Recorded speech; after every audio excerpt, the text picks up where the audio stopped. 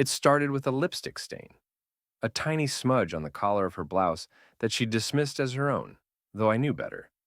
I had bought her that lipstick last Christmas, a rich crimson she only wore for special occasions. But this wasn't a special occasion. It was Tuesday, and her blouse didn't match her pants. For someone as meticulously put together as Katherine, the mismatch was my first clue.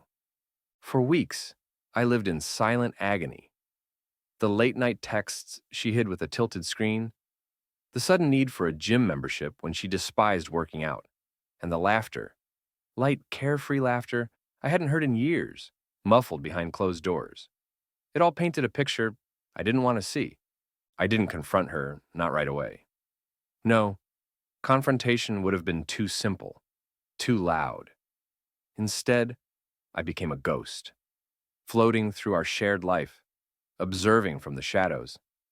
I noticed the faint smell of cologne that wasn't mine lingering on her scarves, the way her phone never left her side, even in the shower, and her newfound fondness for taking long walks alone.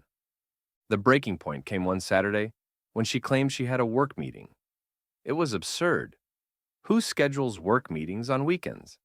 But I played along, kissed her on the cheek, and watched her drive off in a dress that was far too elegant for an office setting. I followed her. She didn't notice my car several lengths behind hers as she drove to an upscale restaurant in the city. I parked discreetly, my heart pounding like a war drum. Inside, through the wide glass windows, I saw her. She was sitting at a table for two, laughing and leaning forward, her hand resting on the arm of a man I'd never seen before. He was polished, handsome in a smug, overly groomed sort of way, and he was staring at her like she was the only woman in the world. I sat in my car, gripping the steering wheel until my knuckles turned white. The betrayal was a physical ache, a knot tightening in my chest with every passing second.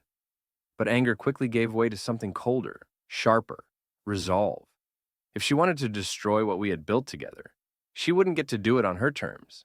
She wouldn't get to walk away unscathed. The plan began to take shape that very night. I went home, made dinner, and waited for her return. When she came back, flushed and glowing, she kissed me hello, and I forced myself to smile. Her lies tasted bitter against my lips. "How was the meeting?" I asked, my voice steady. "Exhausting," she said, brushing past me. "I'm going to take a quick shower." I watched her retreating figure, my mind already calculating the steps ahead. Over the next few weeks, I prepared meticulously. Every detail had to be perfect, every move precise. I wasn't just seeking revenge. I was crafting an experience she would never forget. First, I hired a private investigator. I needed concrete proof, not just for myself, but for the world. The photos and recordings he provided were damning. Clandestine meetings, passionate embraces, and whispered conversations. I felt a twisted sense of satisfaction with every file he handed over. Next, I started collecting keepsakes from our life together. The wedding album, the love letters she had written me, even the ticket stubs from our first movie date. These weren't for her. They were for me, a reminder of what I was fighting for, of what she had thrown away so carelessly. The box was the final touch. A simple wooden chest, polished and elegant, with a brass latch that gleamed under the light.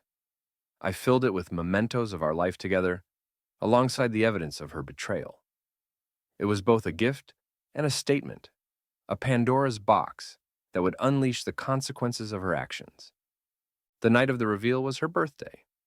I planned an elaborate dinner at home, cooking her favorite dishes and setting the table with candles and flowers. She arrived, surprised and delighted, her eyes lighting up as she saw the effort I'd put in.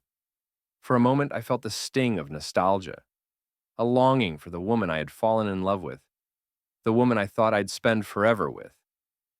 "This is amazing," she said, kissing me on the cheek. "You're too good to me." "You deserve it," I replied, forcing a smile.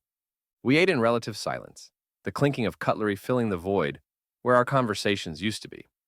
She didn't seem to notice my subdued demeanor, too engrossed in the wine and the ambiance. After dessert, I handed her the box. Her hands trembled slightly as she took it, her eyes darting to mine with a flicker of uncertainty. "What is this?" she asked. "A gift," I said. "Something to remind you of us." She opened the box slowly, her fingers tracing the edge of the lid. As she saw the contents, Her expression shifted from confusion to horror. The photographs, the letters, the evidence of her betrayal lay before her, stark and undeniable. Her face paled and her hands shook so violently that she nearly dropped the box. I don't, I don't understand, she stammered. Don't you? I said, my voice calm but icy. You've been lying to me, Catherine. You've been lying to both of us. Tears welled up in her eyes as she scrambled to explain, to justify, to deny. But I had no interest in her excuses. I let her flounder, watching as the realization of her actions sank in. I trusted you, I said finally, my voice breaking. I gave you everything, and this is how you repay me?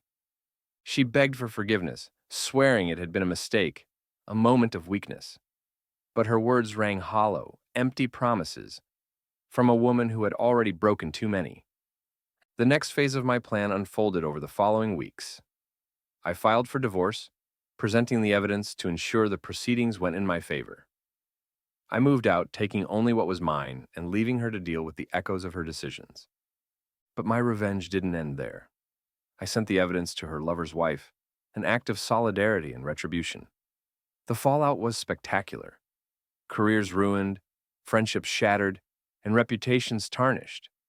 Catherine tried to salvage what little she had left, but the damage was done. She was exposed, vulnerable, and utterly alone. As for me, I found solace in the chaos. It wasn't just about revenge. It was about reclaiming my life, my dignity, and my future. I moved on, rebuilding from the ground up, stronger and wiser for the experience. In the end, Catherine's betrayal was a blessing in disguise. It freed me from a life of lies and gave me the strength to start anew. And while the scars remain, they serve as a reminder of what I endured and what I overcame.